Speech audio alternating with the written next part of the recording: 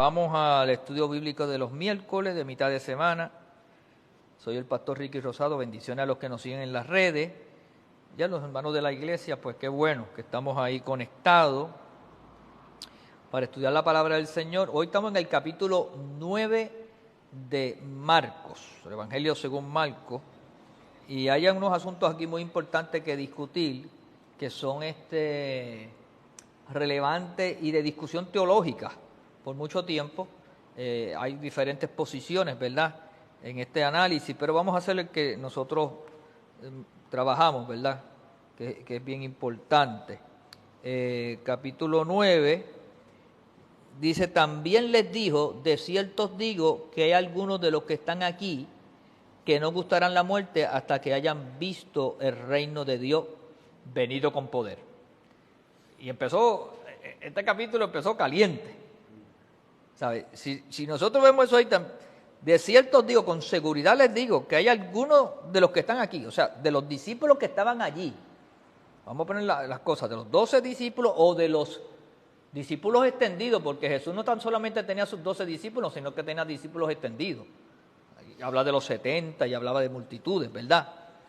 Y el Señor dijo que no gustarían la muerte, en otras palabras, que no iban a morir hasta que hayan visto el reino de Dios venido con poder. Y entonces esa es la parte que tenemos que trabajar un poquito para entender las diferentes visiones que hay. Esta descripción de la parousia es la manifestación o la presencia manifestada del Señor. Y ahí podemos decir desde cuando Él vino en el advenimiento en el reino como el Mesías, o también podríamos traspolarlo a cuando podría ser lo que llamamos la segunda venida de Cristo, o el año 70, cuando lo del general Tito, que hubo una manifestación, ¿verdad? O el reino de Dios en la predicación del Evangelio. O sea, que hay muchas controversias, o no controversias, muchas visiones en cuanto a este verso bíblico. Y como esto es un estudio bíblico, pues yo toco todas las visiones.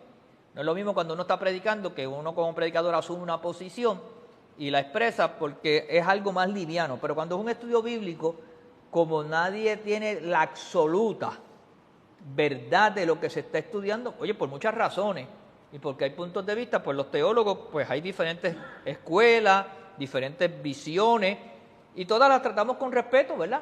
Y entonces en la libertad de cada uno, de conciencia de fe, pues llega a una conclusión, ¿verdad?, teológica, ¿verdad? Porque las personas siguen estudiando. Por lo tanto, esta parousia animó a Jesús a seguir adelante diciendo algo enigmático. ¿Qué habrá querido decir con las palabras de que algunos de los que estaban allí no morirían hasta ver el reino de Dios venido con poder? Pues cuando veamos el verso 2 va a ver que a los 6 días 3 de los discípulos fueron testigos de la transfiguración, una experiencia extraordinaria que también hay visiones de análisis sobre eso. Al año todos ellos, excepto uno, lo serían de poder de resurrección y de Pentecostés, porque ellos vivieron después la resurrección de Cristo al año, y vivieron el día de Pentecostés 50 días más tarde, y ocurrieron toda una serie de experiencias en sus vidas, que de muchos de ellos el Evangelio sería esparcido sorprendentemente con vigor a través del mundo de ese entonces. De esa manera ellos vieron el reino de Dios venido con poder. También estuvieron viendo manifestaciones poderosas ellos como apóstoles, ya después de la manifestación del Espíritu Santo en el día de Pentecostés. Por lo tanto, esto se ve con todas esas visiones, con todas esas interpretaciones, ¿verdad? Lo que sí tenemos que coincidir es que hubo una manifestación de poder y que algunos pudieron ver al Cristo resucitado, como una experiencia única, pero otros también estuvieron, como yo a veces expreso, en la manifestación visible de la manifestación de Cristo en el año 70, cumpliendo todas esas profecías del Antiguo Testamento y profecías que Jesús también había confirmado y que había dicho con relación a su manifestación, y terminar lo que se conoció como la dispensación del pueblo de Israel, que todo el mundo todavía sigue llamando al pueblo de Israel como el pueblo de Dios, y la realidad es que el pueblo de Dios somos todos nosotros, porque para eso vino Cristo, para restaurar todo eso y hacer de dos pueblos uno solo. Y dos pueblos son los judíos de Israel y los gentiles o la iglesia, todos los que no son judíos de religión. Y entonces el Señor de esos dos pueblos hizo uno. El verso 2 dice, vamos a leer aquí esa experiencia del verso 2 al 13, cuando dice, 6 días después de estas palabras que Jesús dijo y de haber hecho unas expresiones de su muerte y pasión. Aquí vemos en Marcos la primera vez que Jesús hace expresiones de su muerte y pasión, de lo que iba a pasar. Ya le estaba preparando los discípulos porque faltaban apenas un año para todos estos acontecimientos y 9 meses para la crucifixión. Pues ya Jesús comienza ahí a establecer esos argumentos. 6 días después Jesús tomó a Pedro, a Jacobo y a Juan y los llevó aparte solos a un monte alto. Se cree que era allí cerca del monte Hermón. Y se transfiguró delante de él. Jesús se lo lleva allá aparte y de momento se les transfigura. Ya mismo voy a explicar algunos conceptos de eso de la transfiguración. Y sus vestidos se volvieron resplandecientes, muy blancos como la nieve. Mire todas las descripciones. Resplandecientes, blancos como la nieve. Tanto que ningún lavador de la tierra los puede hacer tan blancos. O sea, dio 4 características. Resplandecientes, blancos como la nieve, y no había cloros, que no existía en ese entonces, pero no había cloro que lo pudiera hacer más blanco. Ahora, ¿qué pasó? Y luego dice el verso 4, y les apareció Elías con Moisés. Marcos establece rápidamente, y no todos los demás evangelios sinópticos sí hablan de Elías y hablan de Moisés, pero no tan categóricamente como lo dice Marcos. Y les apareció Elías con Moisés, que hablaban con Jesús. O sea, había una conversación. ¿Qué dice luego? Entonces Pedro dijo a Jesús, Maestro, bueno es para nosotros que estemos aquí y hagamos 3 enramadas, una para ti, otra para Moisés y otra para Elías. O sea, recuerde que Marcos escribe de la experiencia de... Ayúdame aquí con esta puertita. Habla de la experiencia, Marcos habla de la experiencia de Pedro. Pedro es quien le da la narrativa de esa experiencia, ¿verdad? Y entonces le dice ahí, vamos a hacer una enramada, ¿para quién? Para ti, otra para Moisés y otra para Elías, reconociendo de alguna manera que los que estaban allí era quién, Moisés y Elías, según la visión de Pedro. Yo no sé si después Jesús les dijo exactamente que eran ellos, porque esa duda siempre ha existido, ¿verdad?, en los comentaristas. Ahora, ¿por qué no sabía lo que hablaba? Pues estaban espantados, ¿sabes? Estaban sorprendidos por esa experiencia, nunca habían tenido una experiencia así, y ellos el protagonista. Entonces vino una nube que les hizo sombra, y desde la nube una voz que decía, como una neblina, como una especie de humo blanco, por decir, ¿verdad? Y entonces vino una voz, desde la nube una voz que decía, este es mi Hijo amado. Y esta experiencia se parece a la de Juan el Bautista cuando está bautizando, que descendió el Espíritu Santo como paloma, y cuando desciende una voz que dijo, este es mi Hijo amado. Este es mi Hijo amado, a él oíd.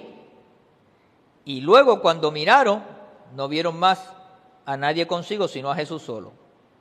Y descendió ellos del monte y les mandó que a nadie dijesen lo que habían visto, sino cuando el Hijo del Hombre hubiese resucitado de los muertos, y volvió a hablar de la resurrección, reafirmando ya por segunda vez, y guardaron la palabra entre sí, discutiendo qué sería aquello de resucitar de los muertos.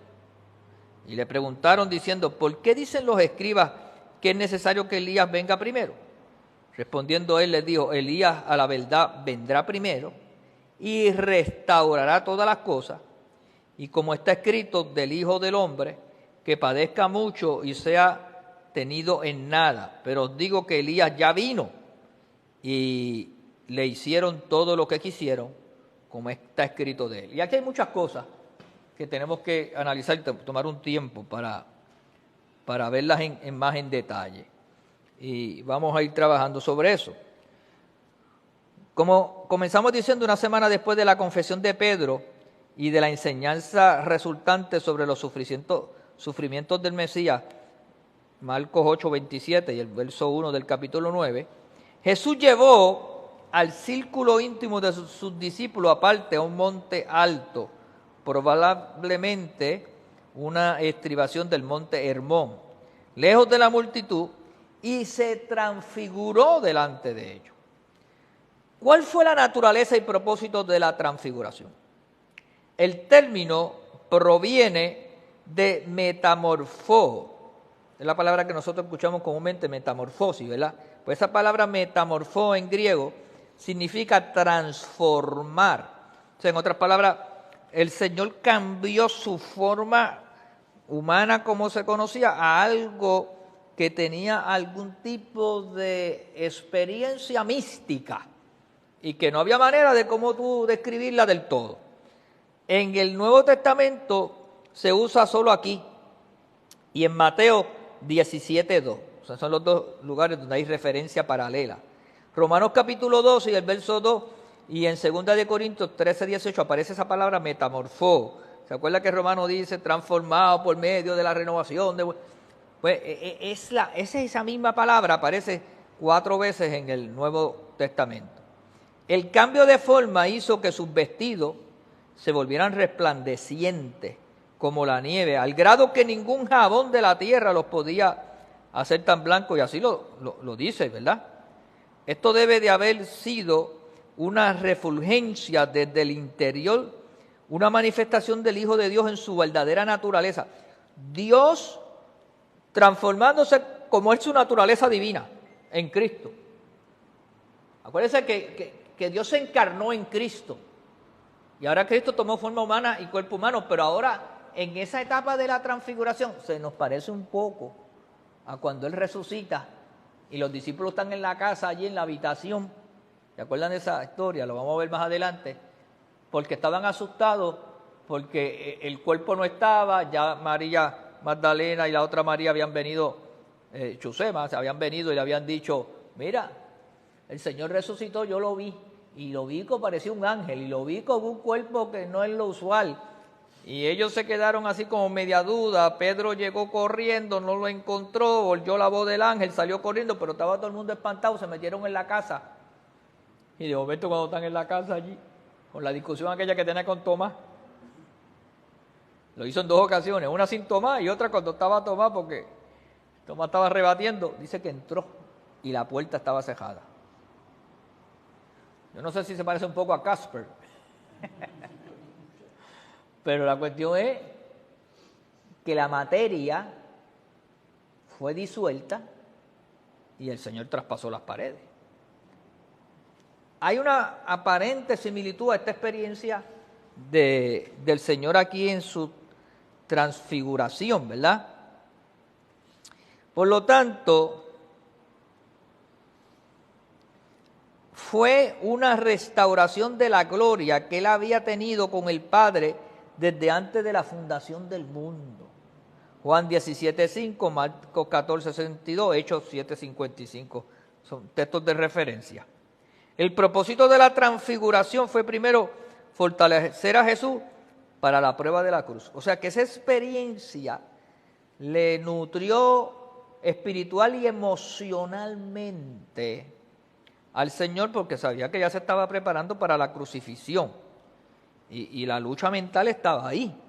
Pero esa misma experiencia poderosa le hizo recordar quién Él era. Por eso que a veces hay experiencias que nos hacen recordar quiénes somos en Cristo, ¿verdad? El Hijo del Hombre encontró una seguridad fresca desde los cielos en los momentos cruciales de su ministerio. En esta ocasión apareció Elías con Moisés, que hablaban con Jesús acerca de su éxodo, ¿verdad? Según Lucas 9:31. Ambos hombres que representaban la ley y los profetas respectivamente. ¿Sabe? Las dos figuras más emblemáticas del Antiguo Testamento, que uno representa la ley, el Torá y los mandamientos, en esa primera experiencia donde nació el pueblo, la nación de Israel, es Moisés. Y el segundo es Elías. De todos los profetas, Elías es el más emblemático. No fue porque escribiera más libros, porque si vamos a coger por escribir, Isaías sería la fuerza literaria más grande. Pero Elías representaba muchas cosas. Y aunque para los judíos David es una figura también de la estrella de David, todo lo que pasó, pero David era un rey. Fue esa parte intermedia del patriarcado y los profetas, ¿verdad? Por lo tanto, ambos hombres representaban la ley y los profetas respectivamente, habían experimentado algo parecido a una transfiguración. ¿Se acuerda Moisés en el Sinaí? Éxodo 34-35, la experiencia que tuvo, y Dios pasó y vio las espaldas y su rostro brillaba, y cuando el pueblo lo vio, que bajó del Sinaí, dijo, ¿qué es esto? Y Elías en el carro de fuego, Segunda de Reyes, capítulo 2 y el verso 11, que Elías se fue y lo que cayó fue el manto, y ese manto fue el que recogió Eliseo y estaba investido de poder. Por lo tanto, estos eran dos grandes seres extraordinarios, emblemáticos del Antiguo Testamento. Por lo tanto, la transfiguración también servía para convencer a los discípulos que la inspirada confesión de Pedro 8:29, cuando dijo, tú eres el Cristo, y habló sobre eso, la idea de un Mesías sufriente no estaba en desavenencia en el Antiguo Testamento. Los discípulos, que no siempre habían escuchado bien, ellos oían, pero no escuchaban. A veces nos pasa eso en las iglesias, la gente nos oye, pero no nos está escuchando. Y cuando tú escuchas, internalizas, meditas y obedeces. Cuando tú oyes, pues es algo bastante liviano, ¿verdad? Por lo tanto, la idea de un Mesías sufriente no estaba en desavenencia. Los discípulos, que no siempre habían escuchado bien, fueron instruidos a prestar mayor atención a las enseñanzas de Jesús. Por eso dice, este es mi hijo amado, a él oíd. Escúchalo a él, sígalo a él, obedézcalo. Lucas registra que Pedro y otros estaban rendidos posiblemente de cansancio, del sueño, pero sí espantados en gran manera. Pedro no sabía lo que hablaba, y sabiendo que era bueno para ellos estar en el monte de la visión y esperando aferrarse a esa hora sagrada, propuso construir 3 enramadas.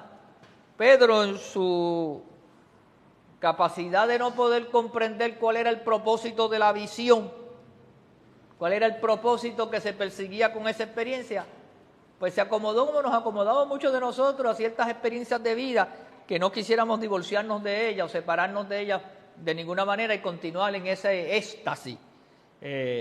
Y por eso hay creyentes que tú los ves en algunas expresiones y se olvidan que Dios te impregna de una experiencia o te impregna de poder para que tú vayas y sea de utilidad y cumplas un propósito. Pero la gente piensa, no, esto es, tú sabes, para yo seguir aquí, y lo convierten en una experiencia más que de propósito, placentera. Y no es que no sea bueno tener placer, pero el placer es como nosotros decimos a veces cuando estamos de vacaciones, hay que gozar, pero hay que acabar las vacaciones para ir a trabajar, para producir para las próximas. O sea, tienen que ir a producir porque si no, no va a haber más vacaciones. En ese sentido, y espero que ese ejemplo le ayude a muchos a entenderlo. Entonces, ¿qué son las enramadas? Es como haber estado pensando en unas cabañas, tales como las que se usaban en las fiestas de los tabernáculos. Era unas tiendas, era algo más permanente, ¿verdad? Era un tabernáculo de reunión. Él quería quedarse allí con Jesús y con todos los invitados que él tenía y no bajar de aquel monte y que los otros allá. Y a veces nosotros nos volvemos en alguna manera egoístas. Y a veces hay gente que conoce al Señor y sirve al Señor y y dice, esto yo lo quiero mantener, este círculo cerrado, porque esto es para mi disfrute y el de mi familia, pero que no venga todo el mundo aquí, y esa no puede ser la visión. La visión que este evangelio es para todo el que cree. Este evangelio es para todo el mundo, y aunque a mí me simpatice o no me simpatice cómo esa persona atesoró el evangelio, lo importante es que el Señor llegó a su vida y Dios se va a manifestar y se va a glorificar. Mi deber era sembrar la semilla y el fruto lo recoge el Señor. Por lo tanto, la nube que hizo sombra, los envolvía, era un símbolo de la divina presencia, de la Shequina. La Shequina es una palabra hebrea del Antiguo Testamento que aparece en Éxodo capítulo 13 y el verso 21, Éxodo 14, 19 y también el Salmo 78, 14. Las nubes también están vinculadas en el Nuevo Testamento con la presencia de Dios. La nube, la neblina esa, la Shequina, la gloria de Jehová. Tú sabes, hay otros versos en el Nuevo Testamento que también lo mencionan. Dios se acercó y anunció que su hijo también era un profeta. A él oíd. Deuteronomio capítulo 18, verso 15.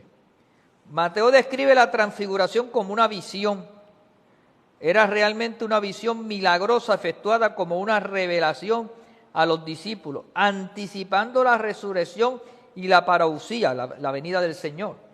La transfiguración fortaleció a Jesús y a los discípulos para la aplastante experiencia que les aguardaban en el cercano futuro y les anunció a todos que Jesús era inequívocamente el Hijo de Dios. O sea, que vino a establecer esa palabra de la idiosincrasia de que Él era Hijo de Dios. Ahora, luego hubo una circunstancia aquí que es importante también analizarla. Cuando ellos bajaron de allí, cuando descendieron, comenzó el debate acerca de Elías. Eso parece que le impresionó. Y deben haber estado cavilando por qué Jesús les había encargado que a nadie dijesen lo que habían visto, sino cuando el Hijo del Hombre hubiese resucitado de los muertos. O sea, el Señor le dijo, no hablen de esto con nadie hasta que yo resucite. Entonces eso les creó un problema a ellos, porque ellos no están pensando en un Cristo que se muere y que resucita. Ellos están esperanzados en un Mesías que establece el reino y derroca al Imperio Romano. O sea, que Judas no estaba tan lejos de la verdad. Todos están más o menos con esa esperanza, con esa expectativa. Y yo no los culpo, ¿verdad? Porque cuando tú estás en un yugo, tú quieres ser libre del yugo. Lo que ellos no entendieron era que el yugo, que el Señor los iba a libertar, era un yugo espiritual, que el reino era espiritual. Y que estaba garantizando la eternidad. Y que por causa de vivir en esa autoridad espiritual, si ellos avanzaban en la encomienda, pues la cosa iba a mejorar grandemente. Y alguien dirá, no, pero eso no necesariamente es así, pastor. Y está bien, lo podemos estipular. Pero yo tengo algo que demostrar como evidencia. Cuando la iglesia siguió creciendo y madurando, los primeros días no fue así. Los primeros días hubo persecución y cosas difíciles porque venía el cumplimiento de lo que Jesús estaba haciendo, la circuncisión espiritual, donde ya cortaba con Israel y nacía totalmente la manifestación de la iglesia. Pero la iglesia siguió creciendo, avanzando y avanzando. Y no avanzó más al principio, porque cuando el Señor les dijo, van a ser testigos en Samaria, Judea y en todo lo demás, ellos se quedaron allí en el templo de Jerusalén. Y tuvo que ocurrir unas situaciones adversativas en la manera natural como vemos las cosas, pero provocó una huida en estampida donde comenzaron por la catacumba y por todos esos lugares a reunirse y en las casas, y el evangelio comenzó a crecer y a crecer y a crecer. Creció tanto y tanto que el emperador Constantino en el año 300 se convirtió al evangelio con su familia. Y claro, se fue al otro extremo, porque declaró entonces que Constantino en Roma tenía a todo el mundo que servirle al Señor o le cortaban la cabeza. Pero la iglesia creció tanto que de ahí en adelante el papel de la iglesia en generaciones ha sido poderoso. Tan poderoso ha sido, porque Roma tiene un Estado, Vaticano. Poderoso ha sido que en España era la corona. Poderoso ha sido que cuando vino Martín Lutero y hizo aquella tesis y vino el protestantismo, Inglaterra adoptó ese protestantismo y comenzó a correr a través de Inglaterra y otros países, y estaban los grandes predicadores. Fue tanto el avance de la iglesia que Estados Unidos se fundó con 13 colonias que vinieron para establecer la libertad religiosa. Allí se comenzó. Ese proyecto que yo le estaba hablando hace un momento orando, hace 200 y pico de años, vinieron esa gente allí, y por eso nosotros celebramos un día que se llama el Día de Acción de Gracias. Era dándole gracias porque llegaron al Nuevo Mundo para fortalecer la libertad religiosa. Eso es lo que está basado. Y la iglesia siguió creciendo. O sea, ha habido sus luchas y sus imperfecciones, pero este evangelio siguió desarrollándose. Entonces, yo creo que hoy nos vamos a quedar en esta experiencia nada más porque el tiempo ha avanzado, ¿verdad? Pero, y dice que el Señor les dijo, hasta que Él nos resucite, que no hablaran de ese tema. Todavía era peligroso revelar el secreto mesiánico, hasta que la cruz y la tumba vacía le enseñaran lo que debían aprender acerca del Mesías. No sería conveniente que ellos describieran la trascendental experiencia que habían tenido. Y guardaron las palabras entre sí, no olvidando que lo que se les encargó, pero quedaron muy perplejos acerca de aceptar esa idea de que era necesario que el Hijo del Hombre padezca mucho, de manera que no podían imaginar una resurrección de los muertos. Esto suscitó otra interrogante. Si Jesús era en realidad el Cristo, como ahora ellos creían, porque ahora tenían otro pensamiento, por lo menos esos tres, ¿cómo decían los escribas que era necesario que Elías viniera primero? Acuérdense que esa era la corriente, ellos estaban esperando que Elías viniera primero. Los dos últimos versos del canon del Antiguo Testamento, en Malaquías capítulo 4, versos 5 y 6, eran muy significativos para el pueblo judío, porque hablaba sobre ese tema. Elías, a la verdad, vendrá primero para restaurar todas las cosas. Ahora, hay dos interpretaciones sobre eso. Elías fue Juan el Bautista, que vendría primero. Pero Elías también fue Cristo. Y vino a manifestar y a traer revelación del reino. Como está escrito, el Hijo del Hombre, que es necesario que padezca mucho y sea tenido en nada. Nada significa que lo traten con desprecio. A Cristo lo trataron con desprecio, cumpliendo las profecías. ¿Se acuerda Isaías? Cuando dice que lo trataron, ¿verdad?, como un pobre, que lo avergonzaron, que hicieron escarnio de él. En otras palabras, los escribas estaban en lo cierto cuando anunciaban que Elías tendría que ser el precursor del Mesías, pero equivocados en su ceguera sobre los sufrimientos del Mesías. Elías ya había sufrido en manos de otra Jezabel.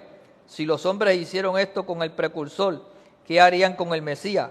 Como el advenimiento de Elías era para proclamar la venida del Señor, también su rechazo era una advertencia del repudio de Cristo, y todo era en cumplimiento de las Escrituras. Ambas Escrituras se cumplieron, una en Juan el Bautista y otra en Cristo.